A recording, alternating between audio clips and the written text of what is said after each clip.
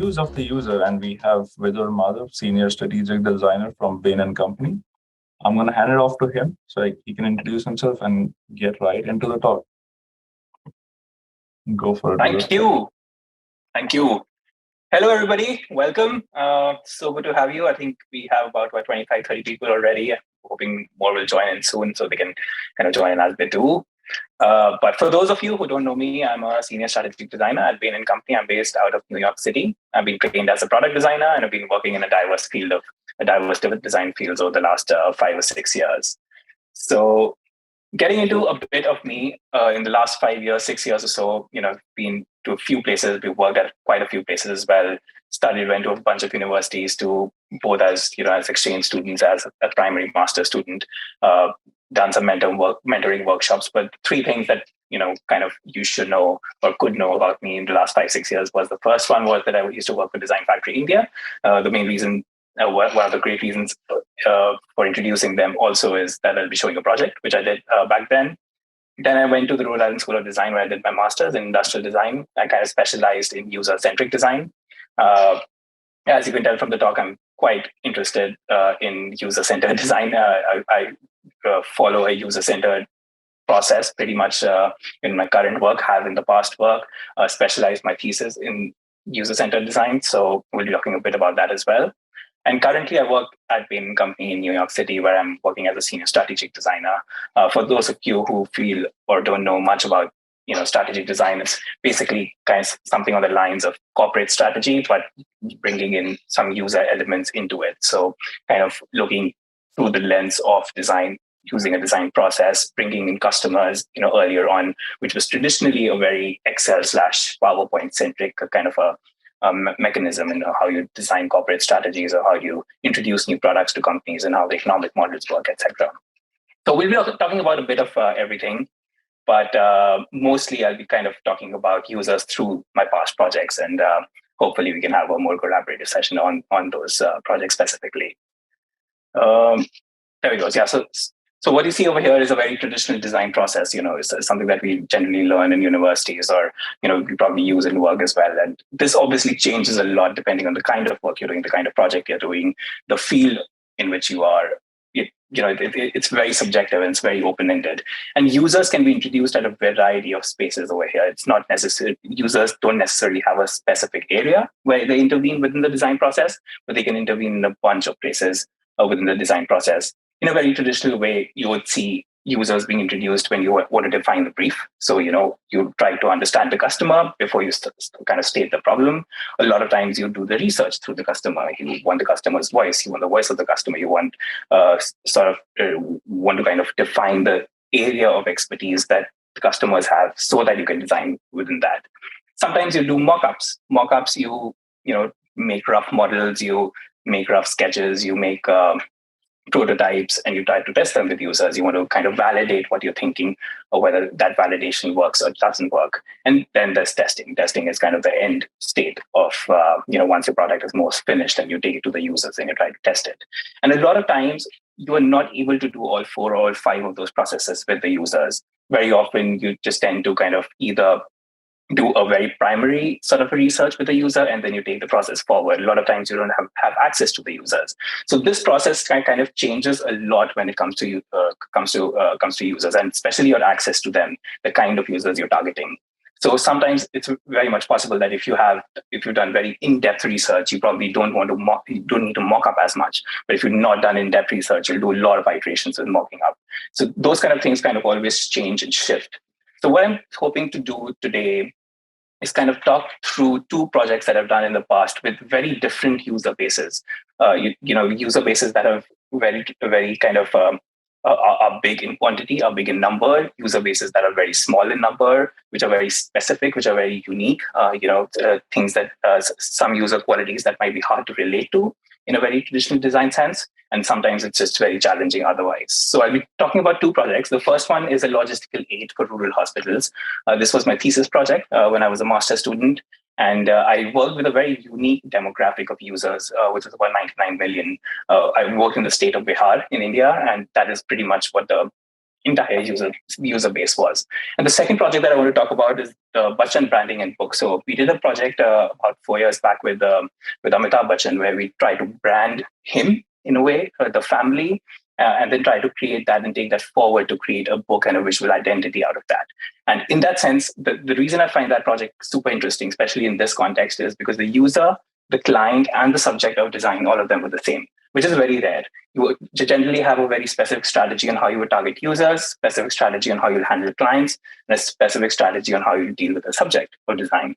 But in this case, all of that came together into one kind of a blob, and that was quite interesting. So these are the two things that I'm going to be sharing. So let's start with the first one, which is called Lift Alive. It was a project that I did in 2020, so about 2 years back, and it's still going on. It's still in prototyping phase. It's not under me anymore. I've kind of given it to another college, and they're taking that forward and building prototypes and probably bringing it soon into the market as well. But this is what I had done traditionally, initially, when I was kind of writing my thesis. So during my thesis, the project was divided into 4 parts. The first one was theory and hypothesis, which is kind of the initiation. The second one was more of field research. And we kind of built a strategy around it. So we converted that research that we did with the users into a strategy, into kind of an actionable brief, if you may. And then we designed the product around it. So I'll be specifically focusing on the field study, the research, and the strategy building, since we're talking specifically about users over here. But the project itself is larger, so there might be bits and pieces you may feel are missing. So feel free to add in comments or something else if you want to know more about something else specifically about the project. But starting with field research. So the basic question, the way I started this project was very centered towards the user and centered towards design users, specifically because I wanted to kind of question, can design really be borrowed across cultural boundaries? So in a lot of sense, it makes it's questionable that how when a country, particularly a developing country, takes a system such as a hospital system, or takes a medical system, or takes any corporate system and adopts it within the country, it does not always work. And it might work in one demographic, it might work in one geography, but it does not always work in another geography. So what is that thing that changes between geographies or cultural boundaries? And that is what I was trying to explore. One of the examples that you see on the right is, this is a very typical kind of an image that you would see in a lot of government hospitals, especially if you go towards the rural part of the country. And the reason for this is our entire hospital system is taken in from the British hospital system, in which you have a small waiting room, which is apt and which is enough for kind of catering to the whole hospital's network. But in India, when you have a patient that's going to the hospital, there are almost 5 to 6 people accompanying them. And that's a cultural thing. You can't really change that necessarily. You sometimes have 2 cars coming in, you have 3 cars, you have neighbors, you have friends, you have family. Everybody kind of takes you to the hospital together. And our hospital system cannot adopt that. Our hospital system is not designed in a way that it can handle those many people along with the patients. They probably can handle 1 attendant, maybe 2 attendants, but not more than that. But that does not work in most rural scenarios. And that is why we have these kind of visuals where, everybody's kind of on the floor and does not know what to do. And, the toilet and the sanitation part of it is kind of messed up, and the entire sort of system breaks down. So when this kind of an adoption happens across cultures, how can we understand the user better and adopt the system in a way that suits them, rather than, just kind of copy pasting an existing network? There are other examples too. So if you look at the image, the third image, the one at the bottom, you see most of the medicines, and you might have realized this too, are written in English. That's because of standardization, and that's because of all the processes that each medicine has to follow. But almost 60 to 70% of the country does not read English. Well, most of it does not read. Most of them can't read, but a lot of them can't read English specifically. And since all the medicines are in English, that's a big problem. So in India, you'll see in a lot of rural places, doctors tend to make shapes on medicines. They put them in envelopes and make a triangle and tell them to eat, a triangle twice a day, and make a circle and tell the patients to eat a circle thrice a day. So that's how people are going around this entire problem of kind of not designing for the user, but designing otherwise. So I was targeting these kind of questions at the time. And I conducted a kind of a broad user research into 3 sort of categories. The first one was like a micro category, where I was talking to doctors who are kind of on the field every day, catering to patients. The macro category was more broad. So that was catered towards probably attendants, probably people who are in the systemic chain, who are managers, who are kind of leading hospitals or designing strategies for them or owning multiple medical units per se, but not really on the field as such. And then there were some remote workers, workers who were kind of going out and in very remote areas, setting up medical stalls for vaccinations and those kind of things, which probably are not necessarily a hospital environment, but still kind of working for disaster management and working for those kind of other industries connected to medicine. So we did this across the world and specifically eventually focused on India and spoke to the doctors on India and how we could potentially create a sort of a persona of a person who, a journey of a person who sort of is dealing with such kind of dealing with an issue or is just going to a hospital. And how is that journey different from a traditional journey of a hospital in, say, the West or in Europe? If you look at this, there's a reality that most people would first try home remedies. They would go to a temple and then they would go to a hospital. It's not the other way around. And that's something that you can't necessarily change. So how can we adopt a system that sort of caters to that rather than caters against that? Was kind of the question where we started. So I focused my research, my entire sort of user segment within Bihar specifically because kind of all the social dynamics within the state were kind of at an extreme. So the density was almost 2,800 people per square mile. Literacy rate was, quite low. Poverty percentage, there was a healthcare crisis. There were almost 28,000 people to one doctor. So everything in the state was kind of at the extreme. And this is about Bihar has a population of roughly 100 million people or 9 million people. So so I kind of started my journey in New Delhi, which is where I'm from originally. And then I went to Patna, which is like the capital of the state. I looked at sort of urban hospitals and then took a tour around to very rural areas. And there were two main criteria of my research. The first one was that I had to live in the smallest hospital in the state and live in the biggest hospital of the state. The biggest hospital was PMCH, which is kind of the government hospital in Patna, which is the largest medical facility, etc. And the smallest one was almost a shed, which was sort of in a very rural part, a rural town in the state. There weren't even roads that that could go there. So, if we had ambulances, even ambulances can't reach there. So the idea was to live in both of these kind of, spend time in both of these kind of locations and kind of things in between. And the second part was essentially trying to sort of shadow a doctor, shadow a nurse, shadow a patient, and shadow a facility for an elongated period of time. Because very often in user interviews, when you're trying to extract something out of a person, they unconsciously don't really remember, or they can't really recollect what you're particularly looking for. So it's kind of important to be with them for an extended period of time to actually understand what the problem is, because they're most likely used to the problem rather than being able to specifically point out a new problem to you. So I did these two things over about 3 weeks, I would say. And I started with urban tier 1, which was kind of the urban part of the state. And we went to very large scale hospitals, saw how the kind of the infrastructure worked, how the doctors worked, how the patients worked, shadowed a bunch of doctors, shadowed a bunch of patients. There were some very interesting features like, this specific one is like color coded signage. So people who can't read, for example, are just told to follow the blue line or are told to follow the yellow line that takes them to the maternity ward or takes them to the X-ray room or takes them to a specific area in the hospital, because signages don't work specifically. Also because a lot of people come from a lot of different backgrounds. Some can't read Hindi, some can't read English. So how do you actually cater to a user base that's so diverse that you can't even deal with one specific language? So that was kind of a eye opener in the urban tier 1 scale. Then I went to urban tier 2, which is sort of smaller towns, which is not still rural, but still kind of a little cut away from the biggest medical facilities in the state. And you'll see a lot of such visuals around, where the people are kind of set up sheds outside. They've been living there for 10 days in a row. These are patients with IVs stuck on pretty much doorknobs, or sometimes bed stands, sometimes on the floor. There aren't enough people there. There's just one fridge in the entire hospital, and that's where they keep the vaccine. So those are the realities that you can't necessarily change. And some may even question that design does not have a role to play in this. It's more about economics. It's more about kind of setting up a hospital infrastructure to start with to make things better. But then there are other things that design can play a sort of a role in. How can we ease the process more? It's not necessarily we have to solve each and every part of this process, but how can we ease the process more? How can we sort of make the process more cater towards comforting the user, even if it's not necessarily solving the entire problem of the user? So we started looking at insights and we went to the ideation board. It was about 3 weeks later.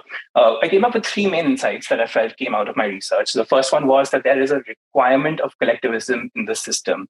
And that's something which is something I spoke about briefly earlier on as well, but something that we tend to ignore a lot because collectivism is something that India is born with.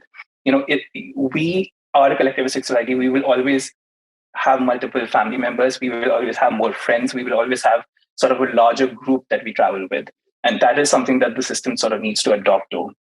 The second one is there was a lack of expectation from patients, for the patients for non-clinical services. The psyche of the patients was such that they were mentally prepared to kind of suffer trauma for an extended period of time in a hospital because they thought that is how life was. They sort of realized that if they're in a hospital, it's almost equivalent to trauma, even the infrastructure. It's not just the medical condition that becomes a problem, but even the kind of the infrastructure becomes a problem. And how do you sort of change that psyche of a patient was kind of a good insight. And the third one was that there is a general lack of space infrastructure, something that you might have seen as well in the photos, which is quite an obvious insight, which creates a bunch of logistical issues. So I specifically focused on two main things that I saw users suffer over these 3 weeks, and that was basically transfer related and logistical services. So you see a lot of patients being transferred from a surface to surface just because a bed is of a different height, a stretcher is of a different height, a table's at a different height, maybe chairs at a different height, ambulance desks at a different height. So because just because of that uncertainty, there is a problem in how do you actually transfer a patient from one surface to another. You need multiple people to do that. You probably don't even have a surface that you can slide them on. Sometimes it's just bed sheets, as you can see. You're picking up four corners of a bed sheet and moving a patient who's just come out of surgery, which is not an ideal way of doing things. On the left, you can see you just picking up a patient and putting him in a rickshaw. So that's like a very extreme environment, but it's the reality. If you stand outside this hospital for 4 hours, you'll see at least 10 such incidents happening in just a matter of a day. So this is one of the videos that I took while I was conducting that research, and this was while I was shadowing a nurse. This was not something that came up earlier on in our conversations or even during my research interviews that I had done, but it was something that I realized is such a big problem, and everybody's sort of used to it, including the staff, including the doctors, including the hospital kind of management, that this is how things are run, but this is not necessarily how things are run. So I'll just walk you through this video. So this is an intensive care unit. This is an ICU. This patient has just come out of a spinal cord surgery. And a spinal cord surgery is a very serious surgery because you're supposed to be flat on the bed for an extended period of time. And this is how they're shifting him to the bed from the stretcher, which is less than ideal. They're literally pulling the bed sheet away they're using this thing called a transfer board, which is kind of creating a bridge between the different heights of the stretcher and the bed, and then pulling the bed sheet over that bridge so that the body slides onto the bed. And you can already see that there's blood pouring out. There's blood pouring out. This is not ideal. You're supposed to give the patient complete flat rest, and that's not happening. So things like these were very common in even developed hospitals with infrastructure, and hospitals without infrastructure were quite worse off. So I started looking at different ways and different stakeholders that were involved in sort of this transfer and waiting related services particularly. So the tricky part here was that when you design a device, when you design something like a transfer board, there is no end user specifically. You have an end user who's the patient, but the patient is not using the product. The patient is almost immobile at that point. So it's the hospital staff that's using the product, or it's the patient's family that's using the product. It's the hospital management that's buying the product. So who is your end user that you're designing for? If you're looking at cost, for example, the patient does not care about the cost of a transfer board. The family of the patient does not care about the cost of the transfer board. It's the hospital staff that kind of cares about that. So they are the buyers of the product. At the same time, if you think about it ergonomically, it's the patient's family that wants to use it ergonomically, wants it to be easy to use, not the patient who is the end user. So there was kind of a debate between who this end user is and how do you design for an end user specifically. So I did these things called stakeholder stories, which was sort of look into the family of the patient, look into the patient themselves, and look at the hospital staff and create stories on what works for them and what does not work for them, both practically, physically, and also emotionally. Sometimes it's just that the patient's family wants something to be easier, even if it's not as easy to use, simply because they want a psychological blend, because the emotions running in a hospital are at an extreme. So you need to kind of take that into account as well. So after doing these, I came up with three sort of main focus areas that I wanted to design for. The first one was when you want to transfer somebody from a surface to a surface, an example of what we saw in the video. The second one was if you want to transfer somebody for short distances, which is not necessarily a surface to a surface. It could be from a wheelchair to a bed. It could be, as you see in the photograph, some on a rickshaw, an ambulance, or something on those lines. And third, just make a makeshift bed of sorts, or make a platform where somebody can sit and rest, because everybody requires that kind of dignity, that they're not on the floor, especially when they're sick and they have an IV stuck to their body, and things shouldn't be stuck to doors and pandas and those kind of things, but should have like their proper stand. So those are the three things I specifically focused on. And the way I did this was through modules. So I created a product which was identical, but you could connect them in different sort of modules. If you use it as one module, it'll act as a transfer board. If you use it as two modules, it acts as a stretcher. And if you use it as three modules, it acts as a makeshift bed. And that was a broad idea on how do you make a product that could be a little dynamic within a hospital environment, solves a couple of user needs, solves a couple of hospital needs, and is easy enough to use just by looking at it in a way. So the way this works is a flat surface is exactly like a transfer board. So that's the easiest to use, because you just have kind of a flat surface, and that acts as a bridge between two bed surfaces. The second one is a scoop stretcher. A scoop stretcher is something that sort of imitates a traditional stretcher, but it's in two parts. It's not one piece. What tends to happen is you shove in half of one piece from one side of the patient's body, and you shove in the second half from the second side of the patient's body, and then you lift the body. In that way, you don't need to move the patient's body particularly. You just have to move the stretcher parts, and you can accommodate the patient's body and lift it. So it was kind of on the lines of how do you sort of kind of leave the patient immobile even when they are, rather than having to move the body specifically. And the third one was that you make a makeshift bed. So, a very low platform, not high, maybe 1 feet, 1.5 feet, but just creating that platform where somebody can sit, somebody can relax, somebody can lay down if they have three of those modules connected. And obviously there were like other ergonomic things that we added eventually on how you can attach IVs, how you can kind of make it more stable, how would it not take a lot of space, and those kind of things. But the broader idea was, how do you kind of listen to the user and create a product that does not specifically improve the economics of a hospital, or does not necessarily improve the sort of the status of the hospital, but kind of just the status of the users, or the status of the patients, or the families of the patients that are kind of coming into those hospitals. I'll take a break before starting the next project. There any questions or something that you want to talk about? Firstly, thanks for walking through that. There's a couple of questions. I don't know if you want to take all questions right at the end, because there's not much project specific. I think it's coming down to your processes and at what point are users and insights involved, at what point criteria is coming. So maybe look at the second one and then revisit the questions. And I think it's a good call out for the folks as well who want to have questions to just drop your questions in the chat. We'll have a post talk discussion, and then we can get into the actual brass tacks and get to the meat of the process. No, totally. Drop any questions you have. Raise your hand, and could also stop in between, whatever works better. So let's start with the second project. This one's more relaxed, lighter environment, lighter touch. It's a little more fun, I would say, in terms of the topic, at least. This was a project that I had done for the Bachchan family. It was in collaboration with Design Factory India, where I was working for them. And the idea was, there were two aspects to the project that we were targeting. One of them was we had to create a brand for the Bachchan family that lasted them 20 years. And this brand was coming at a time when Amitabh Bachchan and Mr. Bachchan was turning 75. So it was almost like, how do you brand somebody who's 75, almost legendary in his work, and then should last another 20, 30 years?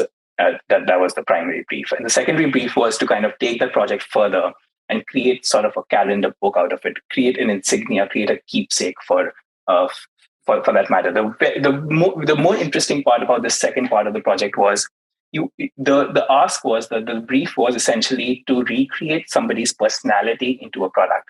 So how well can you understand your user or your client or whatever you want to call it in this case, and how do you replicate that user's personality, psyche, thought process, achievements, those kind of things into a physical product, and a physical product easy enough to understand by not him to some extent, definitely him.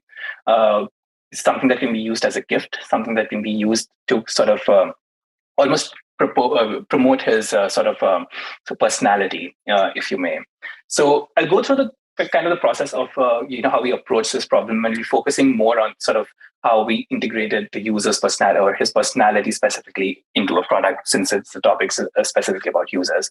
But I'll start by how we started the project specifically. So the client was Mr. Bachchan and Mrs. Bachchan. Obviously, they need no introduction, but the idea was to recreate a persona specifically. And how do you recreate a persona, which is something so emotional, into something very tangible? So you have to understand the user very well. You have to understand the user not only from the perspective of what works for them, what does not work for them, what's a practical implication, but also from what kind of how do we actually bring in all those little elements of the psychological elements into a physical product, first into a brand and then into a physical product, representing a phenomena, something that could talk about the sort of the magnitude of effect that he's had on India, the magnitude of effect that he's had, one as just a successful personality, but also as a celebrity in the country. It's not necessarily just a film actor, but he's kind of way beyond that. He's almost like the face of India, if you may. And then the handwriting, the voice, the work, all aspects of kind of his demeanor have become a self-portrait. So, his voice is as iconic as his work. His acting is as iconic as, the things that he writes, sometimes the music that he makes. So it's almost like a self-portrait. How do you kind of combine and bundle all of that together in a specific branding exercise? So recreating a user's persona into a product, we started with this concept of from dust to gold. And the specific reason of the way we did this was, and you'll see the gradient on the screen as well, was from gray to gold. And gray was pretty much from where he was, very grounded, very rooted, comes from Allahabad, sort of away from the glitz and glamour of Bombay, but then eventually goes towards that gold, goes towards that glitz, goes towards that glamour. And how is that sort of an imprint on top of it? The way we did this was we created a set of stationery, we created a set of branding accessories, which had sand from Allahabad, had almost the ground meat from the places where he was born from. So we went to Allahabad, we went to the Sangam, which is where the three rivers meet in Allahabad. We took a bunch of earth from there and tried to recreate paper. So his entire branding, his entire stationery is made up of earth from Allahabad. And then we sort of insignated that and overpowered that with gold. And that is how the branding sort of came about. And that is how we sort of defined his rootedness and then kind of impersonated the gold, the glitz and glamour on top of it. The culture in the product, how do you kind of bring in the cultural values? It can't just be like it shouldn't be out of an Italian catalog. And that's what I mean. Like branding is very typically seen as something that communicates and looks smart, but that is not necessarily what we are trying to do here. We had to bring in that element of culture, the thought, specifically the thought process of that person, and how do we map that entirely over time. So I'm going to show a video. Let me know if this video works. I think it should, but let me know if it does not.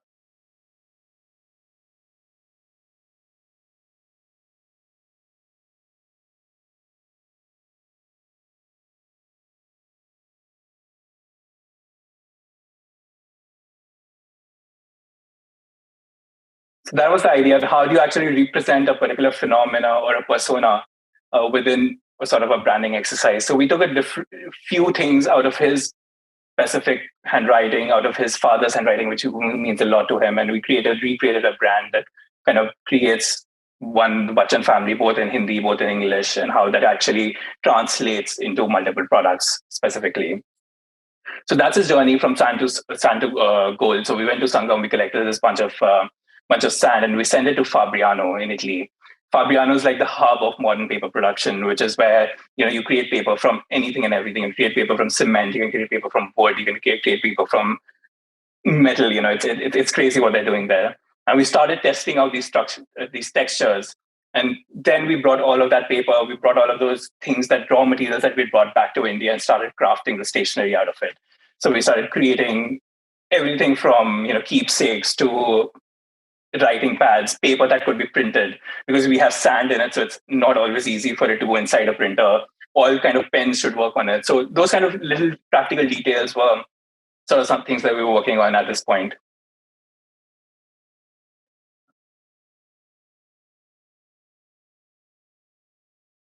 Writing stories, storytelling was a big part of it. How do you make a sort of a typeface? How do you tell a story through a product? So, what are the kind of words that you should be writing? Because words mean a lot. Words matter a lot, specifically when you're coming from a family of poets and writers specifically. Start looking at those. We started looking at historically what has his father done that we could incorporate. What has his other family members done that we could incorporate? And how could it become a brand in general?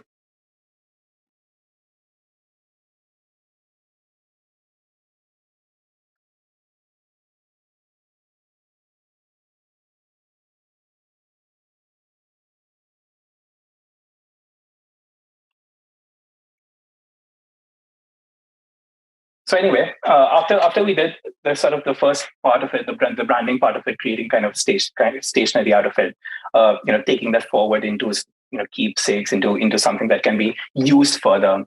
A second part of the project was to create a product out of the personality, and they specifically, the clients had asked specifically for something that resonates, a calendar, because that is something that we generally as a family have been giving out to people, etc. But we wanted to do something more than a calendar. We wanted to create a book, so it's something that could be remembered not just as a calendar, but something more than a calendar. And we created this thing called pieces of time.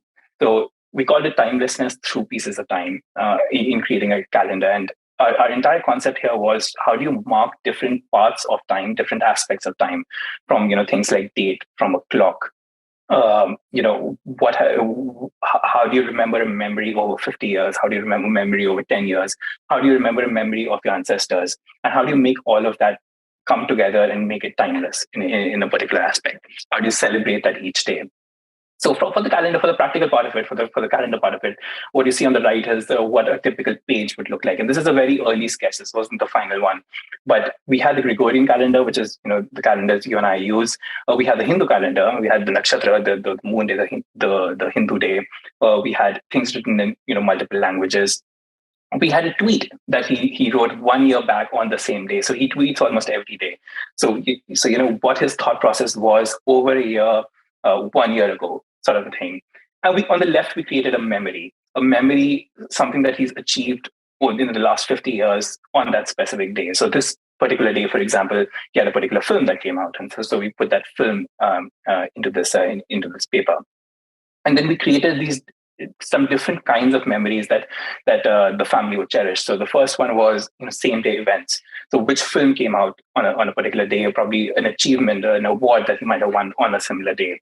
The second one was about his father. What are those lines that matter most? What are the lines that tell a story? What are the lines that he wants to remember out of his father? So those kind of there were a few of those kind of pages. And then there were just typical photographs of a particular time of that particular day. So when we look at the day, it's not just supposed to be the present. It's supposed to be how the day was 1 year back, how the day was 40 years back, and potentially how the day was 100 years back, if you look into his father's writings and his work of sorts. So going back to the user, this was a very, very iterative process. This was very specifically very different from the first project that I showed, specifically because the user and the client was the same, and the product that we're trying to create was also the user in a way, because it was his personality. So this was very iterative. We were going back to the client almost every second week, almost every week. We were showing them different prototypes. We were working with them almost instead of working for them, which is generally a very different kind of process. And every sort of decision that we made kind of went through them at some stage or the other. So this is the first set of prototypes that I created for these calendars. These were kind of similar, but still a little different. So first one was just like a book of sorts that you can tear off. The second one was actually the one that we moved forward with, which is sort of a book, but a vertical book, something that was thick enough, big enough, almost like a brick that you could keep on your table and then turn a page throughout the day. We attached this thing called a vertical clock. A vertical clock essentially is generally a clock is like two-dimensional, where you have a surface and you have two needles coming out of it. In this one particularly, the needles went far ahead, almost 3 or 4 inches ahead, and then sort of separated, because we wanted time to cut through the entire sort of book in a very sort of a figurative narrative. And the third one was a similar kind of a concept, but in a longer form, in a shorter form. And we had a few iterations. We had a few meetings on how we sort of refined it. And the product that kind of we took forward, the concept that did get selected eventually, was this one that you see. It was almost like a 6 inches by 6 inches by 6 inches big block, almost like a brick of sorts, in which there were 365 pages. All of them were sort of calendar pages. Each spread was one particular day. So 365 spreads. And then there was a big, massive hole through the book, and a clock cut through that entire thing, because we're talking about the present, we're talking about memories of the year, we're talking about memories of a lifetime, and the big clock bringing in something which is totally timeless. So a product that never goes out of date, because the clock would always keep moving, and that will create the timelessness in a calendar, which generally would kind of fade out after a year. So that was sort of the concept that we took forward. Then we started new iterative processes. The clients really wanted something which was very specific, looked, felt good, worked practically well. So we tried different kinds of paper, different kinds of densities, thicknesses, textures, different kinds of binding arrangements, because that was also a very tricky part. And how do you keep a book open when it's a vertical? How can you create a binding that does not break, but at the same time is super flexible? So we started experimenting with those. This itself took about a month, 1.5 months, just doing the iterative process, taking it back to the clients, getting that approval, finalizing the colors, finalizing pretty much everything and anything, figuring out the technical details on how do you put a vertical clock in, how does the clock not work, sort of keeps going and does not get heavy enough, and where do you buy those clocks? And we went to a jeweler to make those needles specifically, because it was like very intricate metalwork. So it was interesting overall. And then we started looking at batch production methods. It was still not industrial production, I would say. I think the first order was about 500 pieces. So we are still kind of in a batch production where we cut some tires, etc. We did some we took some production steps where it wasn't full-fledgedly like an industrial design unit that we can have. I think this might be a video that you can work on. But this is pretty much how we started printing our first batch. And eventually there was sort of a reorder of these batches as well. But we had some 30 such people lined up in a row doing this all day, all night. We had kind of a printing process that was going on all day, all night. There was a sticking process, which was another process, because we had created a special kind of a glue that would work on such kind of books, which eventually got approved by these clients. So this was the book. This was the final product that we did come up with. It was like a big, black, thick, similar kind of branding, celebrating 75 years, celebrating the personality, kind of talking about timelessness, talking about almost like a documentation of the family, documentation of him as a person. And then this got sent to all their friends, family around the country. It was in the newspapers, all that kind of fun stuff. So yeah, very iterative, very step by step in a particular way, a very new design process in a way, because you aren't necessarily prepared for a design process in which the client is the same as the user, it's the same as the design topic. So you would kind of have to be very thorough with everything you bring forward. You can't really fool anybody here, because you're just working for one person overall. And it was about a 3 to 4 month project, I would say, which we sort of really understood the user well. Well, that's it. Thank you so much. Are there any questions? Happy to take any questions.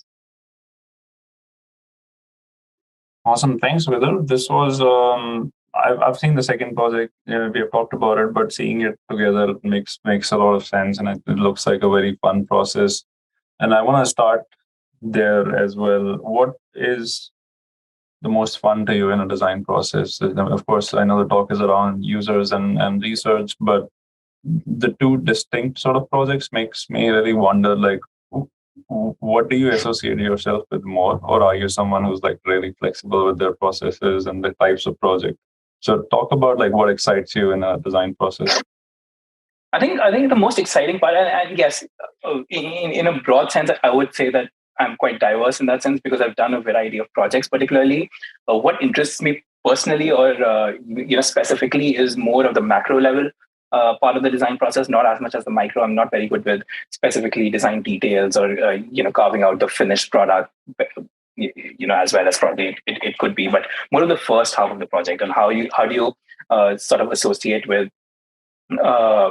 understanding the user, understanding the psyche, understanding the need of the project, asking the question, why do we first need the project? And it's not just about solving a problem, because design is never only about solving a problem. It's about creating a narrative. It's about the second step that you can build in, because that's what stitches the story together, and that's what makes the sort of the project exciting. That's what adds the wow factor. So it's always about sort of that first half of the project, the macro level part of the project that I relate to the most.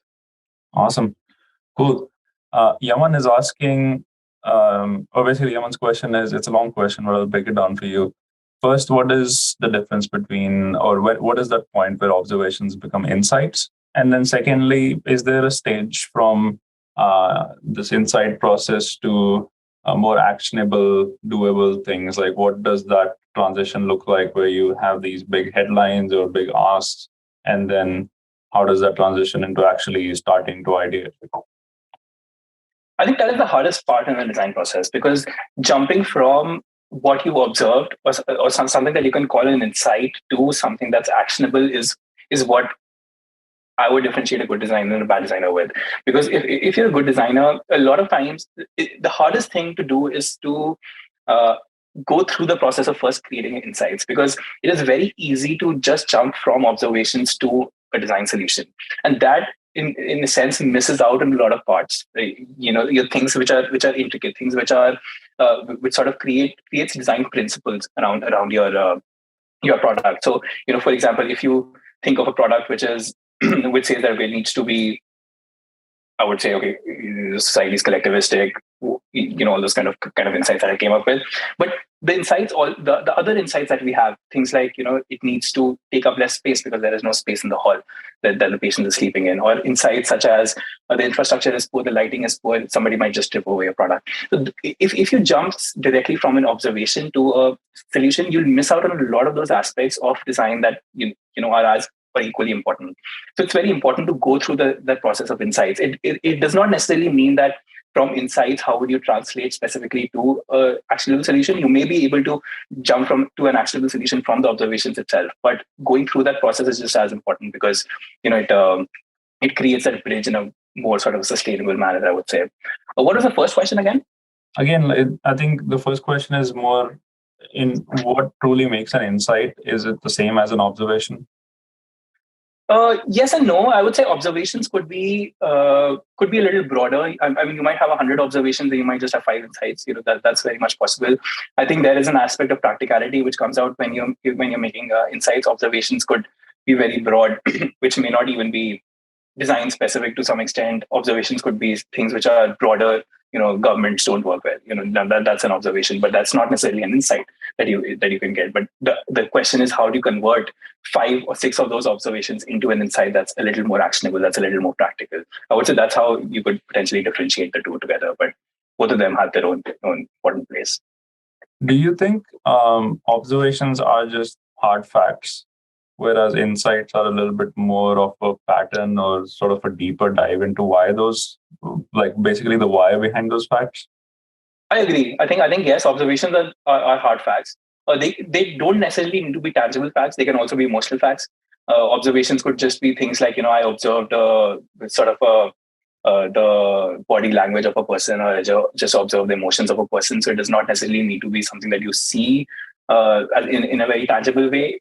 That's where a good researcher comes in, and how well you can extract it. But yes, insights are definitely things that are repeated, things that are sort of connected when multiple observations are connected and they form together, in a practical way, in a solution centric way, in a way that's a little more actionable than specifically observations. And it's almost like insights are that step, right? Like, if it's hard to jump from observations to conclusions, insight adds that one step that makes it easier to jump to solutions. So it's just see it in a way that works for you specifically in a project, or you as a designer. Awesome. And how do you describe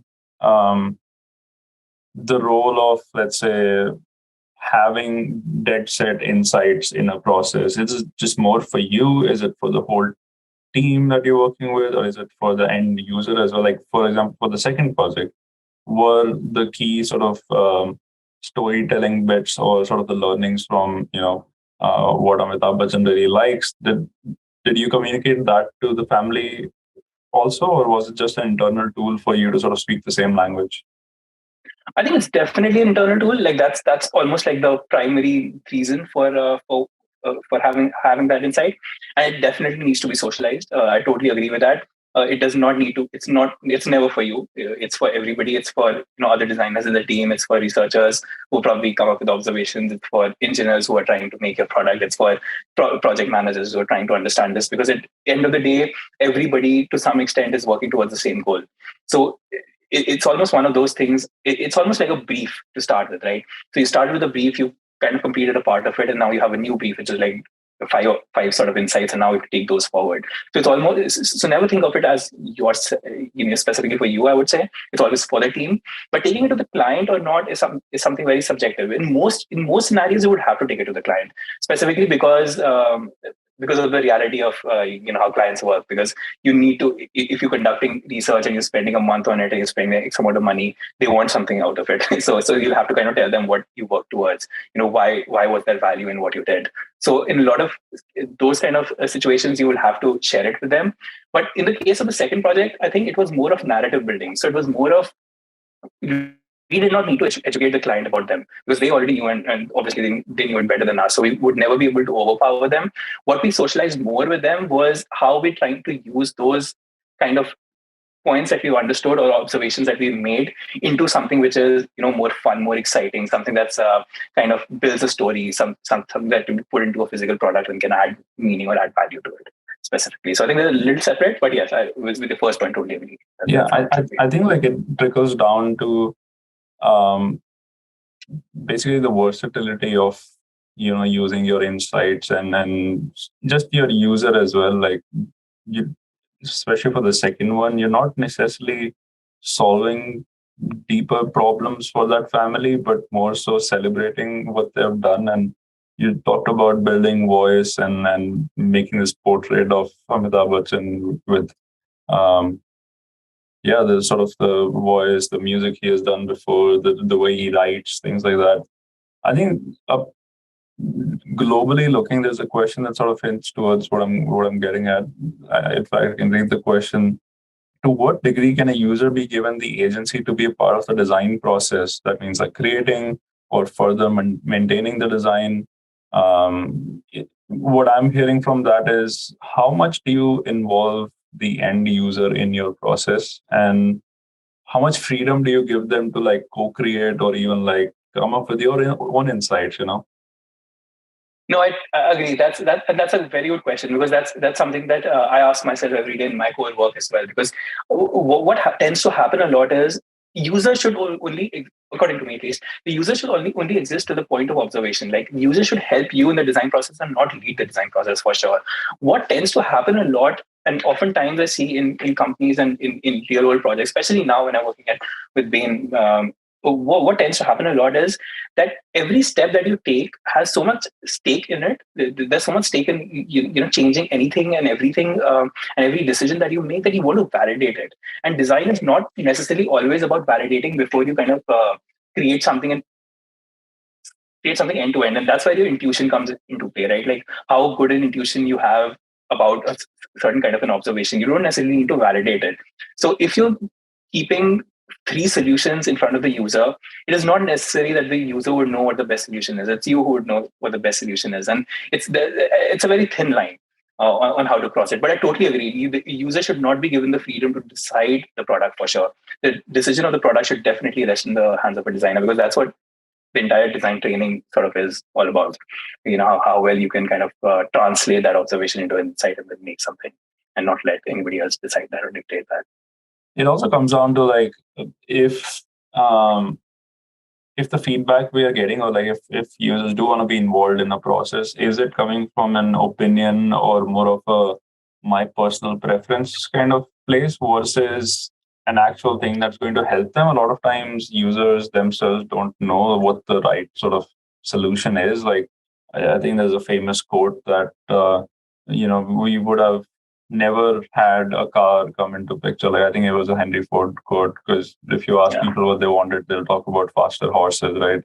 And I think it comes down to like what people are exposed to, what their growing up looks like, what their environment looks like in terms of like coming up with solutions. Designers generally ask so many different questions, and through their education, through their work, like they're trained to sort of leave no table unturned, and you basically gathering inspiration and like your processes from all around.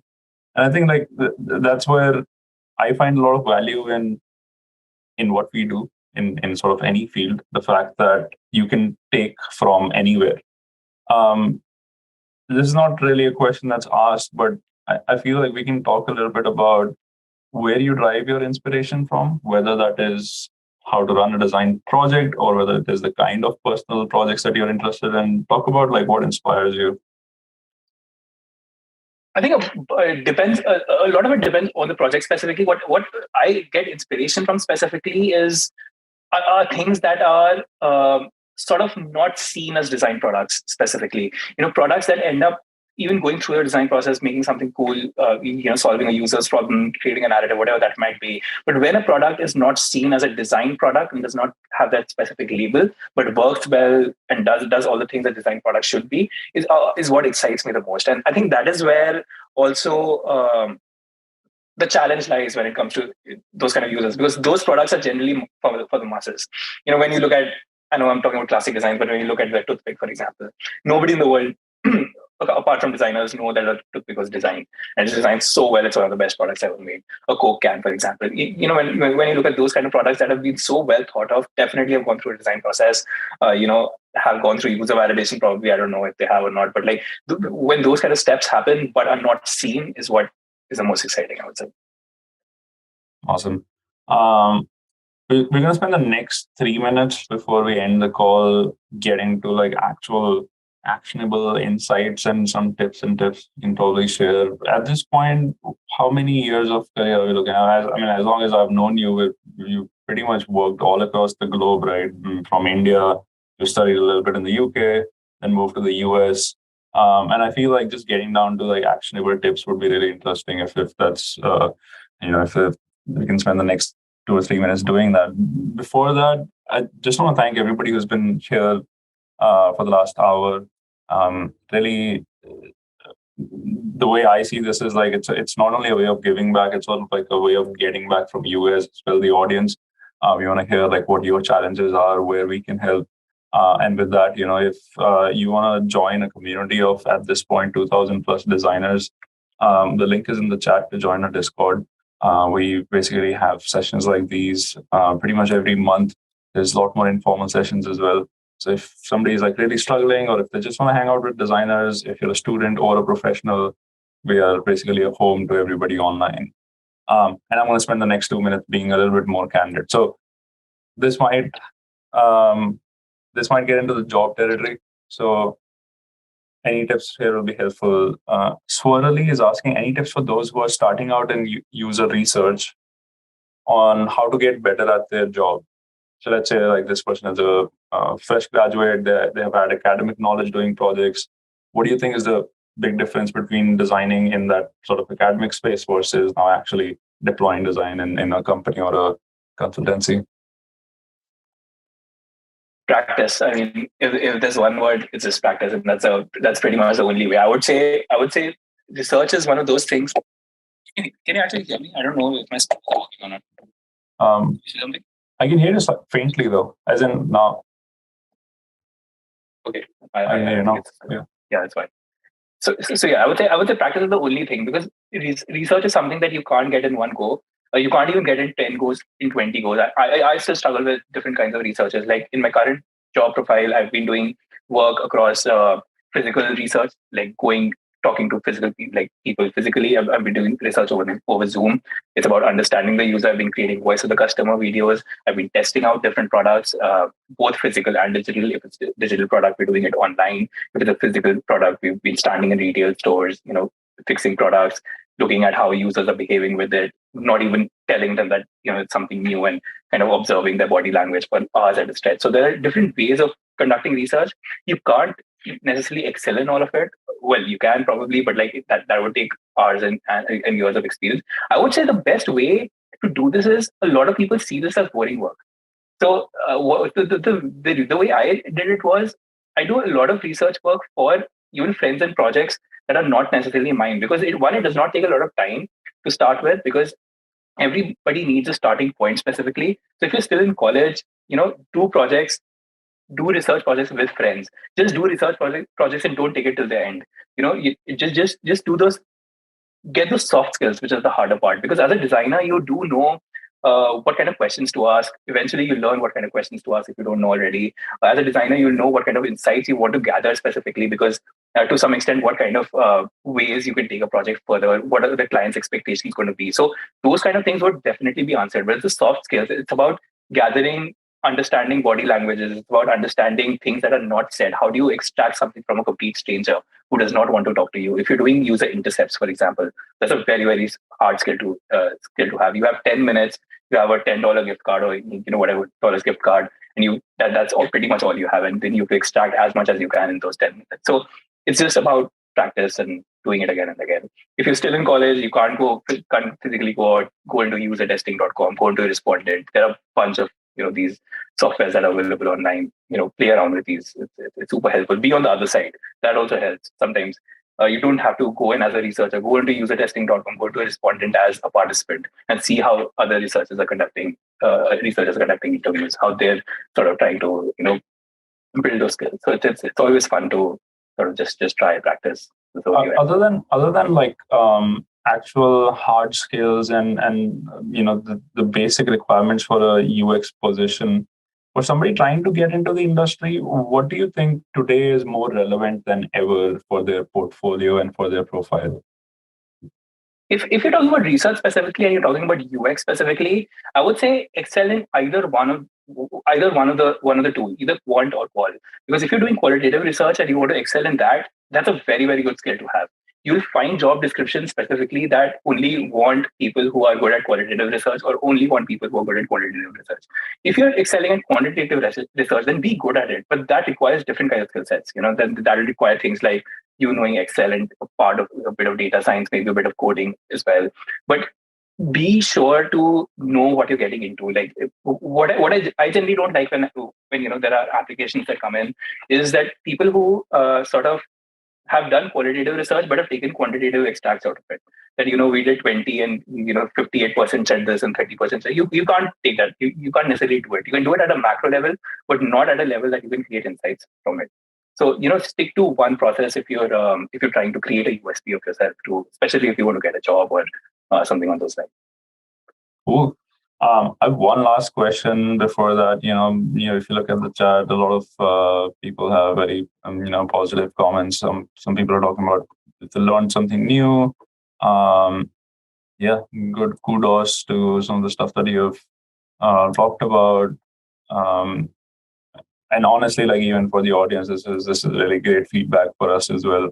Knowing what's new to you guys, knowing what you're aligned with versus not. So this is awesome. One last question before we go, and I'm gonna make it a little bit more personal, I guess. At your current job, which is at Bain Company, which I know is desirable for a lot of people looking to get into strategy, service design, and then again interaction design as well. What would you say are some of the things that help you get that position and that profile versus, and also talk about some of the challenges that someone might face today while applying for, let's say, a company like Bain & Co. or BCG or McKinsey or IDEO?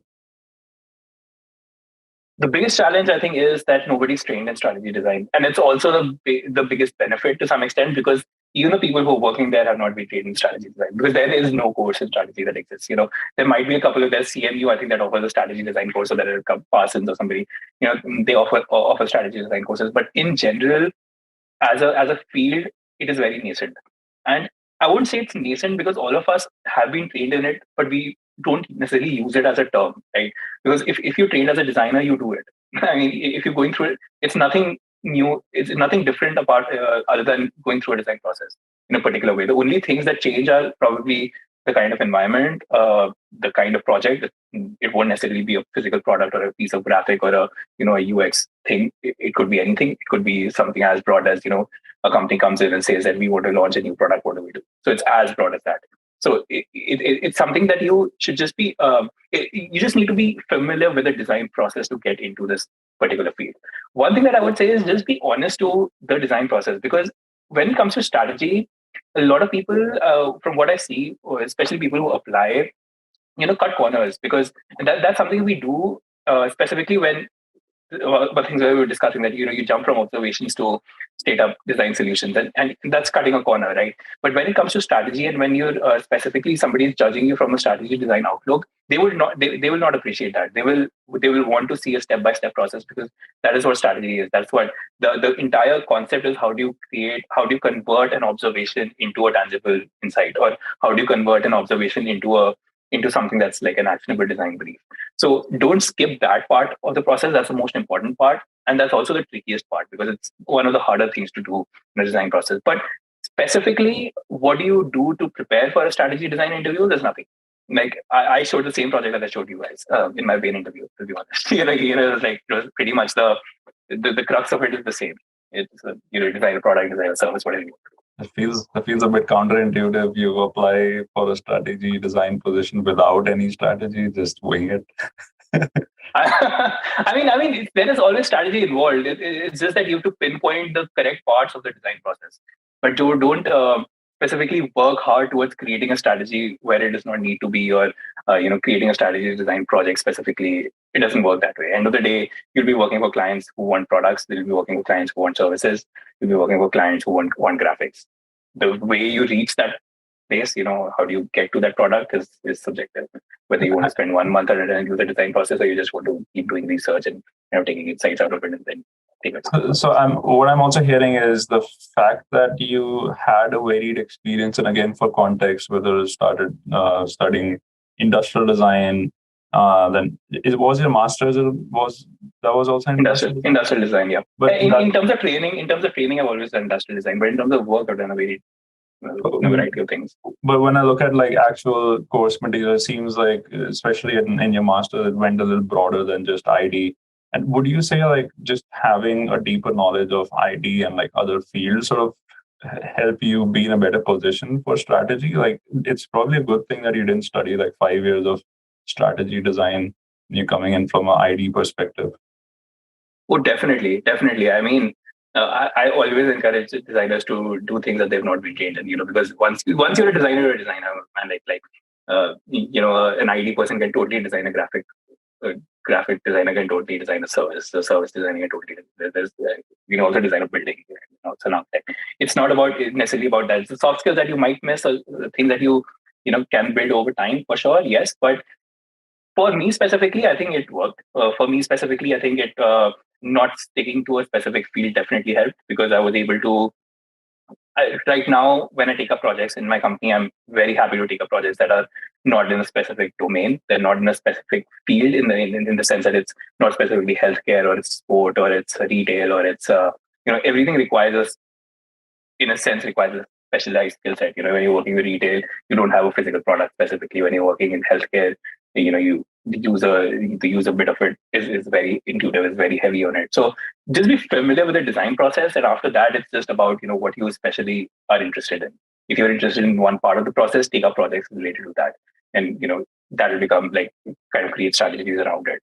If you're interested in things that are more, I would say, skill oriented, that might be a little different, because if you're more into this, because you're talking about the second part of the design process, not the first half of the design process. But strategy generally focuses on the first half. But apart from that, I think overall it's very general. Awesome. I think let's wrap it up. Thanks everybody who's been here, spending the time on the weekend with us. Like I said before, this is brought to you by Young Designers India in collaboration with Bengaluru Design Festival. Any closing remarks, Vidur? Otherwise, we'll just head on to the next week. Grind continues. Totally. I mean, join YDI, guys, if you haven't already. I mean, if you haven't, why haven't you? That's the question. We'll be holding these again very soon. I think we're already in discussion for the next events and stuff like that. So, I mean, it's always a cool thing to have more people around. It's not just about these events that we need to have this discussion, and we've got a platform to have these discussions on as well. So, even about this talk, if there are more questions, if there's something else you want to discuss, if there's anything else you want to bring up, put it on Discord. I'm also on all social media channels. Of course, you can reach out to me directly also, but talking within a community is always kind of great, always helpful. So yeah, get on it. Awesome. Well, thanks everybody. Thanks Vidur, and thanks Bengaluru Design Festival. Have a good rest of your weekend.